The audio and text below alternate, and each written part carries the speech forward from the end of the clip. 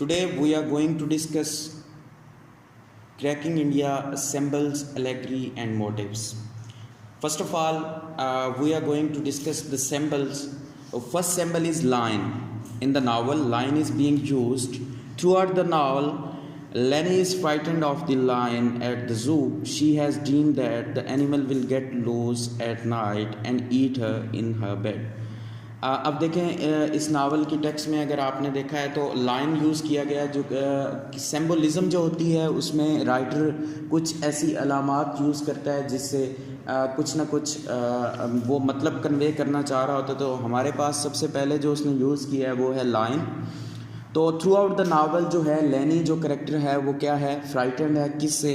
Line से। वो ये सोचती रहती है, उसको ये ख्वाब आते हैं कि ये जो लाइन है ये क्या करेगा, उसके कमरे में आ जाएगा और उसे क्या कर देगा, मार देगा।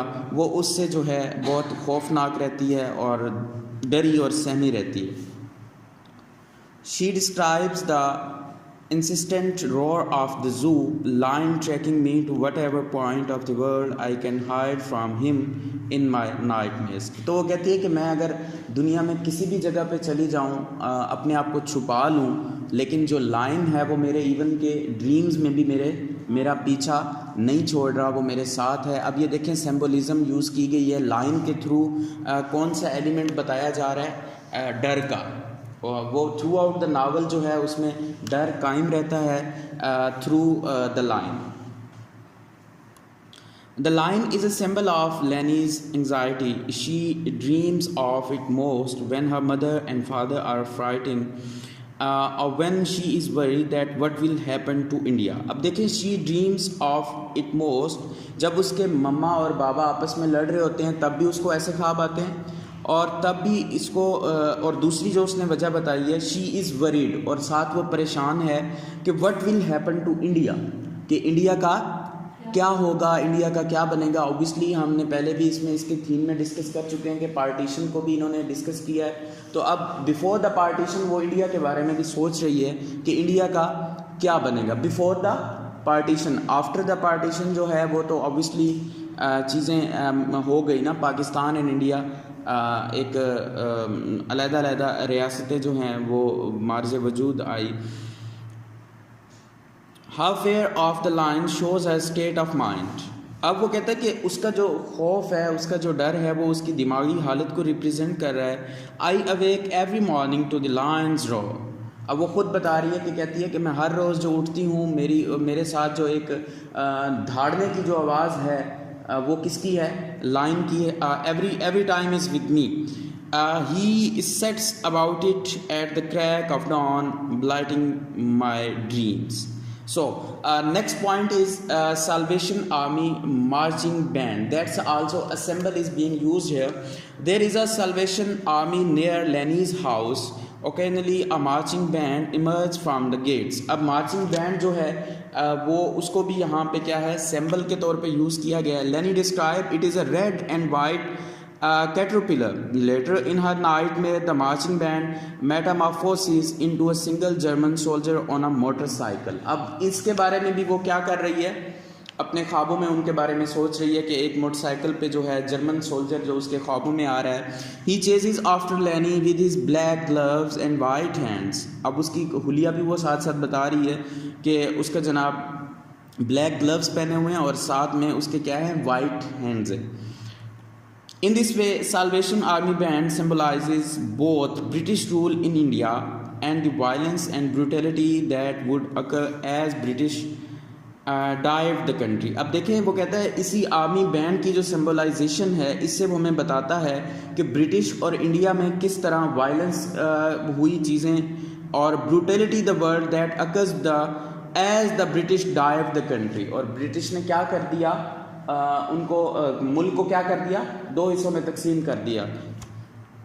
Lenny described this dream as the first nightmare that connects me to the pain of others. तो वो कहता है कि लाइनी ने जो पहला ख्वाब बताया इसके बारे में वो क्या बताती है, the first nightmare that connects me to the pain of others, जो मुझे दूसरों के क्या बताती है, दुख का, दर्द का, उनके दर्द का एहसास दिलाती है। Number third is here Queen State. That's also a symbol. Aya and her many admirers often gather under the statue of Queen Victoria in Queen's Park. The statue is described as imposing the English Raj in the park. अब देखें queen का जो statue है उसके नीचे वो लोग आके बैठते हैं और वो जो हमें यहाँ पे बताना चाह रहा है वो ये बता रहा है कि ये इंग्लिश राज को जो है वो रिप्रेजेंट कर रहा है। ऑब्वियसली कोई भी चीज़, अब देखें फॉर एग्जांपल हमारे मुल्क का एक झंडा है, उसकी एक अपनी पहचान है, ठीक है। किसी भी चीज़ की जो है वो एक अपनी पहचान होती है और उसके हिडन मीनिंग भी होते हैं और उसके शो होने वाले भी मीनिंग होते हैं, विजिबल मीनिंग भी होते हैं। It is a symbol of British colonial rule and the way it held together people of different religions. अब वो कहता है कि ये ब्रिटिश कॉलोनियल रूल की भी रिप्रेजेंटेशन कर रहा है और मुख्तलिफ किस्म के मज़ाहिब को भी रिप्रेजेंट कर रहा है। Once violence begins between religious groups, Aya and her friend stop meeting in the park. कहते हैं कि जैसे ही वायलेंस बढ़ी, जैसे ही ख़तरात बढ़े, तो आया और उसके दोस्तों ने क्या कर दिया, वहाँ पे एक दूसरे को मिलना छोड़ दिया, आना जाना ख़त्म कर दिया। अब देखें हमारे पास ये सिंबल ख़त्म हो गया, अब हम चल रहे हैं मोटिव्स की तरफ। तो सबसे पहला मोटिव जो इसमें यूज़ हुआ है वो है electricity. Electricity recurs throughout the novel. First there is Lenny's electorant who is called because she moves around the quickly and is obsessed with the color blue. Electricity is associated with the life, force and energy. Obviously electricity एक life का भी ज़रिया है, source है। हमारे यहाँ जैसे कि आप देखते हैं एनर्जी जो है सारी वो इसी से प्रोड्यूस की जाती है। तो at another point Lenny plays with her cousin who convince her to put her finger in the electric socket. अब वो हमें क्या बता रहा है, एक वाक़या बता रहा है नावल का कि जहाँ पे उसके कज़न ने उसे क्या कहा कि इलेक्ट्रिक सॉक में जो है अपना उंगली दो। तो ऑब्वियसली ये एक इलेक्ट्रिसिटी जो है अब सिंबलिज्म के तौर पे हमें मोटिव्स के तौर पे भी और के कई हद तक हमें एक सिंबल के तौर पे भी रिप्रेजेंट कर रही है कि वो क्या है, इलेक्ट्रिसिटी बजाते खुद क्या है, ख़तरा ही है ना। अगर हम बिजली के साथ खेलेंगे तो बिजली हमारे साथ खेलेगी ना, तो यही बात होगी ना कि वो भी एक किस्म का ख़तरा ही बताया गया। Lenny is shocked by the AC current and learns not to be so gullible. Considering cousin's later sexual attraction for Lenny, electricity also represent a sexual charge. अब देखें वो कहता है उसके कज़न की तरफ से सेक्सुअल अट्रैक्शन के बाद जो इलेक्ट्रिसिटी है वो सेक्सुअल चार्ज के तौर पे भी रिप्रेजेंट कर रही है। Finally Hamida, Lenny's nanny at the end of the novel, is from the countryside and is scared of electricity. Considering her traumatic history and being kidnapped by men, her fear of electricity makes sense considering the other meanings. Her life energy has been damaged by traumatic experience. Obviously बेटे देखें electricity खुद sign ही मौत का है ना। अब देखिए हम अगर फॉर एग्जांपल खुदा ना खास्ता इलेक्ट्रिसिटी के साथ कोई हादसा, हमारे इलेक्ट्रिसिटी के थ्रू हमारे साथ कोई हादसा होता है तो उसमें 50 to 60% चांसेस होते हैं कि इंसान गुजर जाता है। तो यही बात है कि अब इसमें तो कोई दूसरी बात ही नहीं है कि हमारे पास इस नावल में इलेक्ट्रिसिटी को उसने थ्रू क्या किया, सिंबलिज्म भी इस्तेमाल की और साथ साथ मोटिव्स के तौर पे भी यूज़ किया। अब नेक्स्ट है हमारे पास, वो भी इसी कैटेगरी में आएगा, वो है sickness. Sickness has an important place throughout the book. Lenny has been left partly disabled by polio. अब देखें शुरू में ही हमने देखा था कि Lenny जो है वो क्या है, पोलियो इफेक्टेड होती है। तो अब यहाँ पे उसने पोलियो की वजह से उसको क्या रिप्रेजेंट कर रहा है, सिकनेस ना, उसकी कमज़ोरी है ना वो। She spends a lot of time thinking about her damaged feet and legs while visiting doctors. Her sickness also has political undertones as colonial Burcha and others blame the British for bringing polio to India. A joke told by Lenny's father also associates the British with sexually transmitted disease, syphilis. In this way, sickness stand in for the damage caused to India by colonialism. Just as Lenny's body is deformed and broken by polio, India has also been broken. अब देखिए वो कहता है कि जिस तरह अब देखें पोलियो, जैसा कि आजकल कोरोना का कहा जाता है कि कोरोना एक जगह से दूसरी जगह, एक इंसान से दूसरे इंसान में मुंतकिल होता है, तो इसी तरह वहाँ पे नावल में भी उसके बाप ने एक जोक के तौर पे कहा कि ये भी हमें किन्होंने दिया, ब्रिटिश की तरफ से हमें मिला ना। तो यहाँ पे आखिर पे वो कह रहे हैं जस्ट एज लैनी body is deformed and broken by polio, जैसा कि लैनी की बॉडी जो है ब्रोकन हुई किसकी वजह से, पोलियो की वजह से, India has also been broken, India भी इसी तरह क्या हो गया, दो हिस्सों में टूट गया। नेक्स्ट अब देखेंगे हम, वो है हमारे पास symbol G, child on a spear, when Rana is escaping violence by Sikh in his village, he sees a naked child switching on a spear struck by her shoulders, waved like a flag.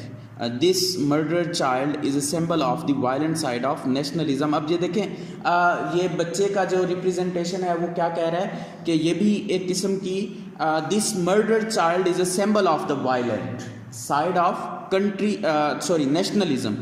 It shows how people are willing to commit terrible atrocities for the sake of their flag and nation. वो ये बता रहा है कि देखें अब किस तरह लोग इवन कि अपनी जान पे भी खेल जाते हैं for the sake of their country, for the sake of their flag.